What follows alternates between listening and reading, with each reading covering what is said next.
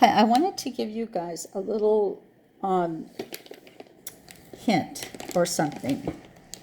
I just thought of this yesterday working with on some stuff for some people, some of you guys. And one of the things when we're practicing that we don't get much of an opportunity to do is practice on actual hair, because I don't know if you've noticed, but the latex is bare. The latex has alopecia. So I'm even thinking about, I mean, I don't feel like I need this, but for you guys, or for when I get moving along with the academy, suggesting that people go to like Michael's. I'm sure they have a bunch of stupid doll hair or something. But in the meantime, take a shader and just fake an existing brow. So let's say, the reason I'm saying a shader is so that you can get the latex rough. So you want to do a little bit of the picking technique, which I'll demonstrate really slowly here. In at like 45 degrees and lift. You see that? In and lift. That's how it's taught at soft tap. Which is not where this shader here comes from Darius Shupris. So let's say that your client comes to you and they've got, so the reason I'm doing this is because it's going to create texture on this. It's not going to give us a nice smooth surface. So it's going to be a little bit more realistic. You could do it with any color you want too. But I'm doing a dark color especially because, or on purpose, because that is going to make it harder. Now, like here, I'm going to switch to making some strokes. Because, usually people come in and they have a few strokes. So I'm using a classic blade. And actually, the common female pattern, especially as women get older, is for, this is 0.3, and it's for 0.3 or whatever to be down here.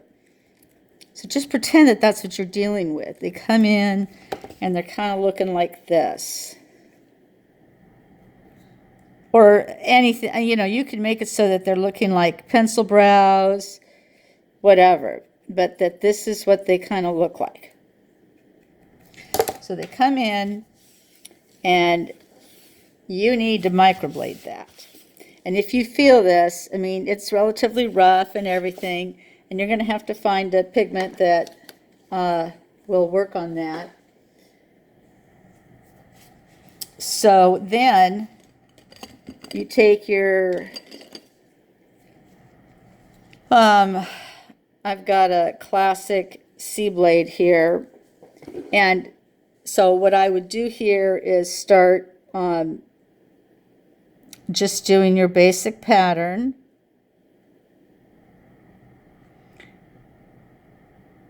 And you'll feel, okay, you're meeting resistance because of that picking type shading that I did under there.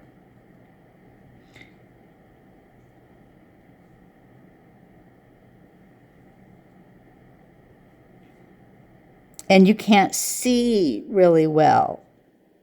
Like, where are my connection strokes supposed to be? I can't see.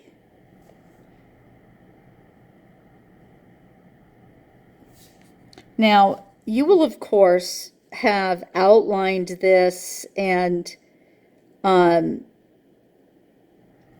determined, I mean, as you know, or I don't know if you know, but my philosophy is this goes. This is not part of the brow. I don't know why my coloring it with pen is going to make it look less obvious. But I would be expecting the client to be maintaining that hair removal. So, you know, you will learn about the different connection lines when you get into the advanced course. But this might be what you have, and you might think, well, I can get a nice central line out of there. Central connection line connecting up with 0.6. And then you'll go ahead and begin your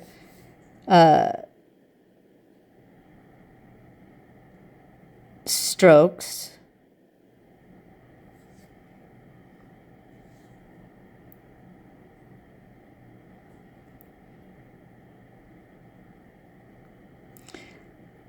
So this isn't how I would normally teach a lesson on latex, but I'm pretending that we're on real skin.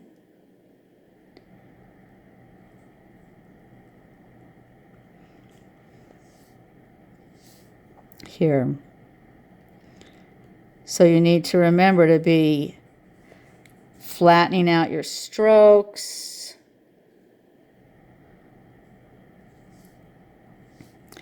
And on a person, this stupid area is harder even than it is on latex. So just leave it. Then whether you want to do your nano strokes about now or later, that's up to you. And you'll notice, see how difficult it is because of the hairs that were there. It's difficult for me to see the difference between the hairs and the strokes that I've put in, and that's normal. I mean, that is an issue. I would normally do a fair bit of cleanup because I don't like the client's hair messing up or getting in the way of my design line. And I'm not switching to a nano tool or anything right here. I'm using a different latex right now because it's smaller. The brows are smaller, which I kind of like because that is actually how it's closer to real.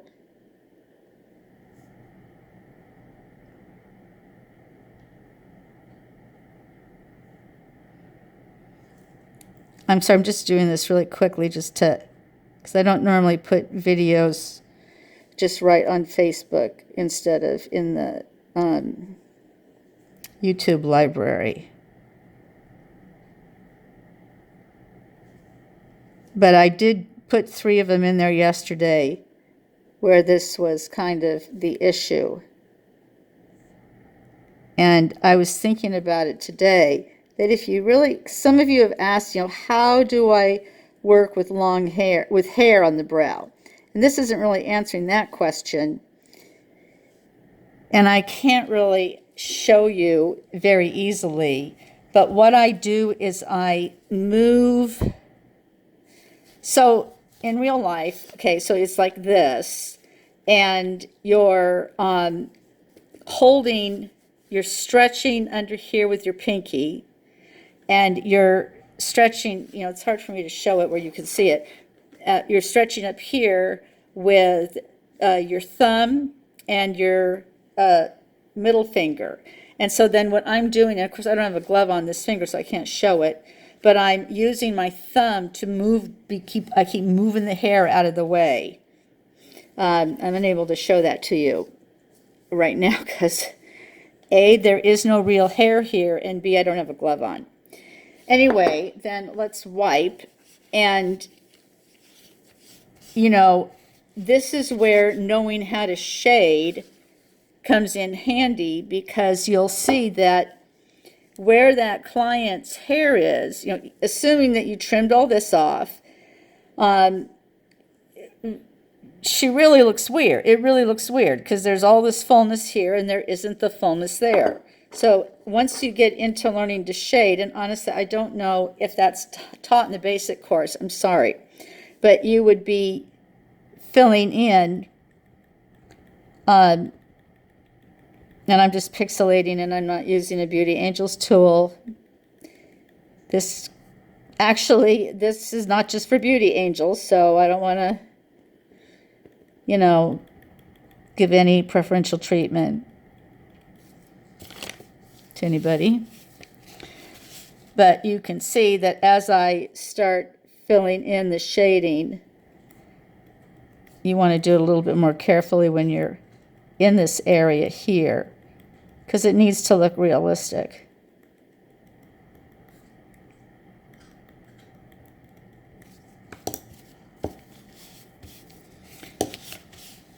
And we still want to go a couple more times.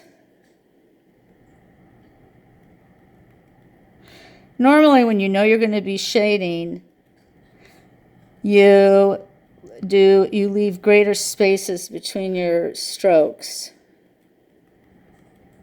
But I wanted to be able to see if I didn't do that, would they be close enough together? And before I knew shading, which really, I mean, I actually back in FEE got my shading certificate, FEE shading certificate, like at the same time, but a separate class and a separate kit and everything, as I got my other my regular FEE Brows certificate. So I could shade from the beginning. The only problem was that they didn't have any disposable tools, and that's why I had to buy these disposable tools from elsewhere. So ignoring this part here that would be shaved out or whatever, plucked or shaved, you can see here, I mean, depending on what colors, this is I'm using the FEE SUP Arabian Night, so that's the darkest color. And in reality, I would have added a modifier and all of that, because that's going to turn gray. But that's not my point with this lesson.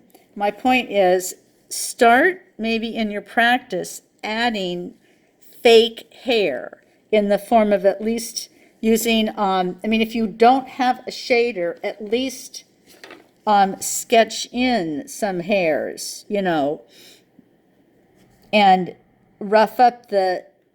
you can rough up the latex that way. There are some people who do shading that way. They do it with their microblading tool.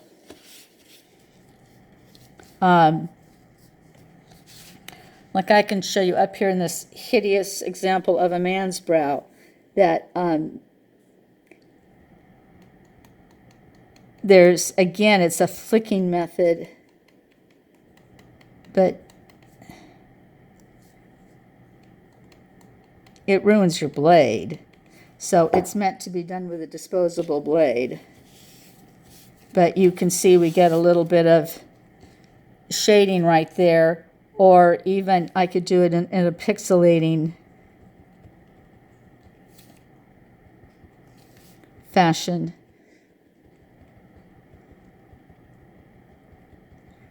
So you don't even have to have a shading tool to do shading. You just have to know how to do it. And you can tell there that there's been some added shading, but nothing to the extent of that which was done with the shader. Okay, I just wanted to, well, that's kind of too long for me to put in Facebook, darn it. Oh well, I'll make a link to it in YouTube. Okay, that's it, bye.